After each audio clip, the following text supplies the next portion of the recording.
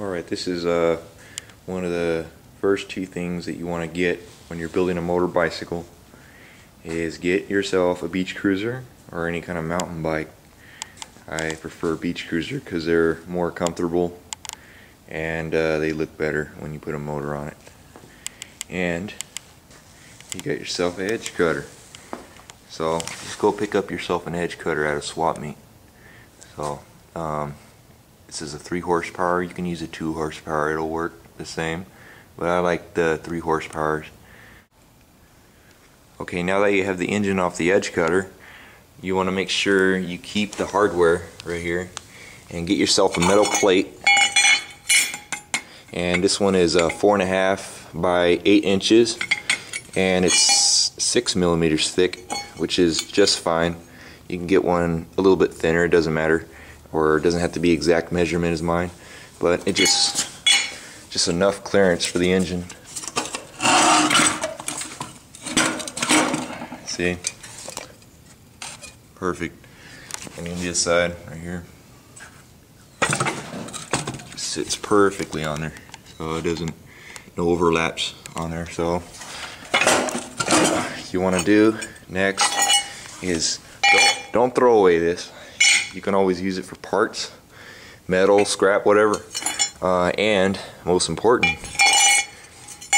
you can always put this plate underneath right here and mark off the holes right there. See, they're already there for you, so get yourself a permanent marker and just draw a dot right on each hole right there, and then pull out the plate and you'll have the exact measurement for the edge cutter. Because you know how tough it is trying to stick a pencil in through here and in that little tight section right there. This does it all for you, the hard work out of the way. You know, the first step you want to do is just take off everything off this engine. You know, I already have it unscrewed, everything, so you want to take off this starter box, take off this, take off the head part, take off gas tank, and you name it. Okay, this freaking kill switch wire, whatever. Lousy spring right here, you don't need it. Okay, keep everything together so you don't lose it. Don't need this, just had it. Get that out. Okay, now as you took off the carburetor, I'm going to show you that when you take off this device right here is where your diaphragm piece is. There's a diaphragm, rubber diaphragm in there, and you can always tell that it's crap is when it bubbles up right there where the spring pushes it up. Yeah, that's not good. And it's just, you could just tell, you know, look at that. You just see that it's just been used up and beat. You just want to throw it away and just get another one at a lawnmower shop. Say it's for 3 horsepower Briggs and Stratton, and you can even bring it in there and show them, you know, this is the one I need, and they'll hook you up. Be like $3-4 or something, or $2. I don't know. Depends on where you go.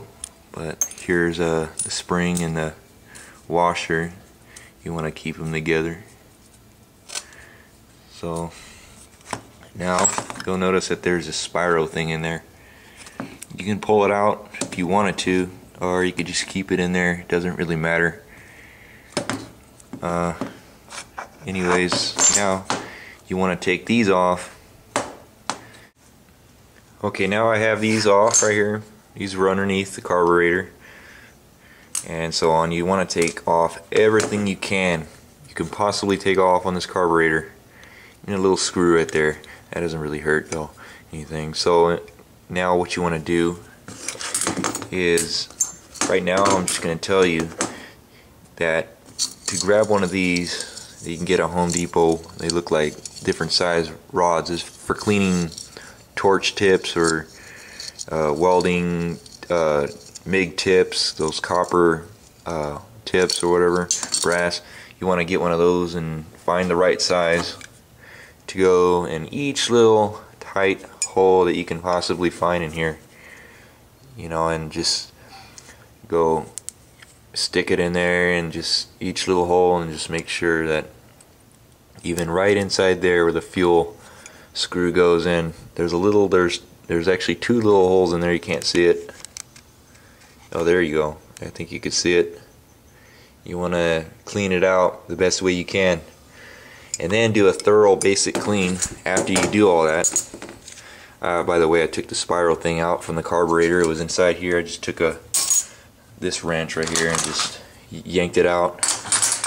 You don't really need it. It doesn't do anything really. Anyways, after you do that thorough basic clean with soap and water, that's all you need. Okay, right now I have it in soap and water, and you can see. Grab yourself a brush. Start scrubbing it.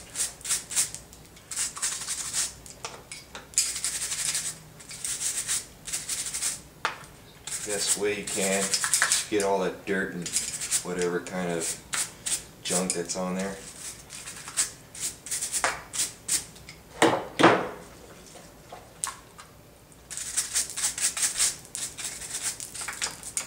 Once you get that done, you can let it dry it off with a towel or something, and then you put it in the lacquer thinner. Grab yourself some lacquer thinner at Home Depot or your nearby hardware supply shop, and you're going to want to dump as much as you can inside of a pot, cooking pot or whatever pot that. Okay, after it's dry, you dried it off pretty well, and you'll notice that everything from the carburetor is in my hand, and you want to be able to keep it all together and put it inside the lacquer thinner just as well as the carburetor, and just let it sit there for about 15 to 20 minutes.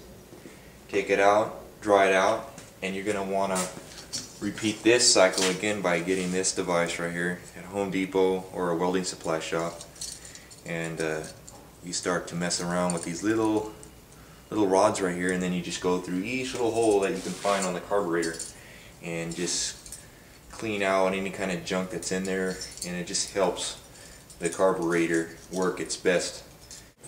Alright, now I'm about to show you that this engine needs to be cleaned.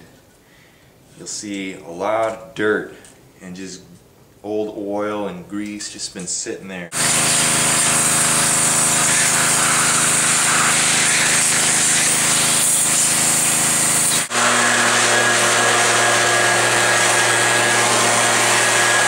You could tell that the engine's cleaner now.